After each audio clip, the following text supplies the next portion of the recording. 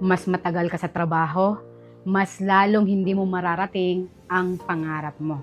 Masakit ito, pero kailangan mong marinig. Kung matagal ka na sa trabaho mo at umaasa ka pa rin, nayayaman ka dyan, niloloko mo lang po yung sarili mo. Hindi ka stable, komportable ka lang sa buhay na hindi mo gusto. Kasi bakit? Ganito yung nagiging cycle natin kapag empleyado tayo. Gigising tayo, papasok sa trabaho, mag-aantay ng 15 o 30 ng sweldo. Ngayon, pagdating ng sweldo, anong mangyayari? Magbabayad ng bills, ng mga utang, at kung ano-ano pang mga expenses. Tapos, ulit-ulit na naman. Konting problema, mag-overtime tayo, konting kulang, mangungutang, konting pagod, magpapahinga. Pero, balik ulit sa same na buhay. 5 years na, 10 years na. Pero, tanong, nasaan na yung pangarap mo? Yung bahay, yung negosyo, yung freedom.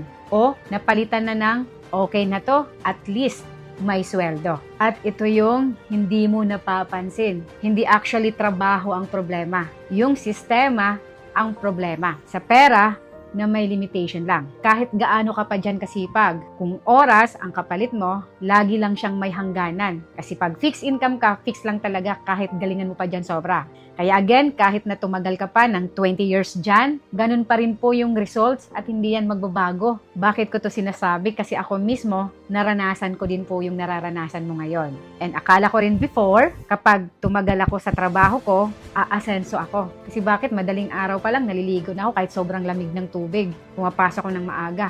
Ganyan ako kasipag. Laging present, kahit may sakit, pumapasok pa din. Kasi bakit sumusunod ako sa sistema ng trabaho ko kasi no work, no pay. Pero isang araw, napaisip ako, bakit parang ang tagal ko na, pero alam mo yun, hindi mo maramdaman yung breakthrough, wala pa ring breakthrough. And doon ko na-realize, hindi pala sapat na masipag lang tayo. Kasi kahit anong sipag natin, kung mali yung directions natin, wala pong results. Katulad ng mga nagtatako, nagbabalot, sobrang sipag. Pero again, may limit lang yung kita. Kaya dito, nagbago ang lahat. Tinigil ko yung mindset na magtiis ka lang. Darating din yan. Pinalitan ko ng kung walang nagbabago, ako ang magbabago. So from employee na umaasa sa sweldo every 15 and 30 to taong gumagawa ng income kahit wala sa oras. From sunod lang sa sistema to gumagawa ng sariling sistema. At doon ko nakita, may ibang paraan pala. Kung ayaw mong ma-stuck, gawin mo ito.